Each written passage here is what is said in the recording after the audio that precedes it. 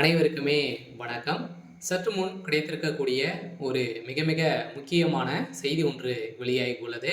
சற்று முன் உதயநிதி கதை முடிந்தது. டெல்லி திகார் சிறையில் அடைப்பு. இது மாதிரி பார்த்தீங்கன்னா செய்திகள் வெளியாயிருக்கு. இப்போ பார்த்தீங்கன்னா அனைவருக்குமே தெரியும். இப்போ சட்டமன்ற தேர்தல் வரப்போகுது. கிட்டத்தட்ட இன்னும் 6 மாத காலங்கள் இருக்கு இல்லையா? இந்த 6 மாத காலத்துக்குள்ளே பார்த்தீங்கன்னா திமுகவுடைய அரசு எக்கச்சக்கமான பணங்களை பார்த்தீங்கன்னா பதுக்கியிருக்காங்க அப்படின்ற மாதிரி பார்த்தீங்கன்னா, ஊழல் புகார் மீது திமுகவுடைய அரசு மீது எழுந்திருக்கு. எங்க பார்த்தாலும் மக்களுக்கும் எதிராக தான் பார்த்தீங்கன்னா, திமுகவுடைய அரசு செயல்பட்டு வருது. இருந்தாலுமே இந்த 4 1/2 வருடங்கள் முடியப் போகுது. இப்போ தான் திமுகவுடைய அரசு எக்கச்சக்கமான திட்டங்களை பார்த்தீங்கன்னா, உங்களுடைய ஸ்டாலின் இது மாதிரிலாம் நிறைய விதமான திட்டங்கள் எல்லாம் பார்த்தீங்கன்னா, திமுகவுடைய அரசு நிறைவேற்றியது தொடங்கிட்டு வருது.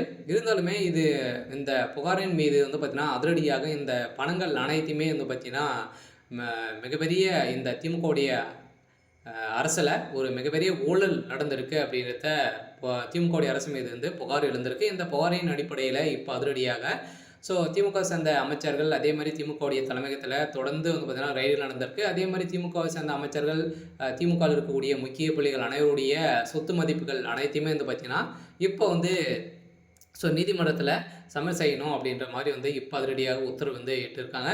இதன் அடிப்படையில் தான் இப்போ அதிரடியாக பார்த்தீங்கன்னா துணை முதல்வர் உதயநிதி ஸ்டாலினுடைய வீட்டில் அதிரடியாக இன்று காலை ரெய்டுகள் நடந்திருக்கு. இந்த ரெய்டின் அடிப்படையில் அதிரடியாக பார்த்தீங்கன்னா உதயநிதி ஸ்டாலின் அவர்கள் கைது செய்யப்பட்டிருக்காரு. ஏற்கனவே உதயநிதி ஸ்டாலினை பொறுத்தளவுக்கு அவருடைய வாய்க்கொழுப்பாலே பார்த்தீங்கன்னா திமுகவுடைய தலைமையகத்துக்கும் சரி மக்களுக்கும் இடையே பார்த்தீங்கன்னா அவருடைய கணேசனே இல்லாமல் அவரோட பாதையில் சென்றுட்டு இருக்காரு. இவருக்கு எந்த ஒரு அரசியல் அதிகாரமும் அனுபவமே கிடையாது. இருந்தாலுமே துணை முதல்வர் பதவி கொடுத்தது ஒரு மிகப்பெரிய தவறு அப்படின்றத திமுகவுடைய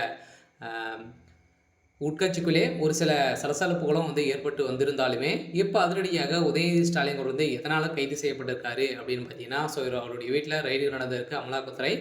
எக்கச்சக்கமான பணங்கள் பார்த்தீங்கன்னா அவருடைய கொச்சியில் இருக்கக்கூடிய பண்ணை வீட்டில் அதிரடியாக பணங்கள் சிக்கியிருக்கு அப்படின்ற மாதிரி ஒரு தகவல் வெளியாக இருக்குது. இந்த தகவலின் அடிப்படையில் தான் இப்போ அதிரடியாக உதயநிதி ஸ்டாலின் அங்கங்கே பார்த்தீங்கன்னா பிரச்சாரத்தில் ஈடுபட்டு வந்திருந்தாலுமே அங்கங்கு உதயநிதி மீது பார்த்தீங்கன்னா புகார் எழுந்திருக்கு. பணங்களை கொடுத்து தான் பார்த்தீங்கன்னா இது மாதிரி மக்களை எல்லாம் சேர்த்துட்டு வந்திருக்காங்க அப்படின்ற மாதிரி நிறுவனமாகி ஒரு சில வீடியோக்கெல்லாம் பார்த்தீங்கன்னா வெளியே இருக்கக்கூடிய நிலையில் தான் இப்போ அதிரடியாக உதயநிதி ஸ்டாலின் மீது புகார் எழுந்திருக்கு. இந்த புகாரின் அடிப்படையில் தான் இப்போ அதிரடியாக உதயநிதி ஸ்டாலின் டெல்லிக்கு திகார் சிறையில் அடைக்கப்பட்டதாக ஒரு தகவல் வெளியே இருக்குது. திமுகவுடைய தலைமையுடைய கதை ஒட்டுமொத்தமாக முடிய போகுது. இருந்தாலுமே என்ன நடக்க போகுது அப்படின்றத வெயிட் பண்ணி பார்க்கலாம். இது மாதிரி செய்திகளை தெரிஞ்சுக்கணும் அப்படின்னா மறக்காமல் நம்மளுடைய சேனலை சப்ஸ்கிரைப் பண்ணி சப்போர்ட் பண்ணுங்கள். தேங்க்யூ.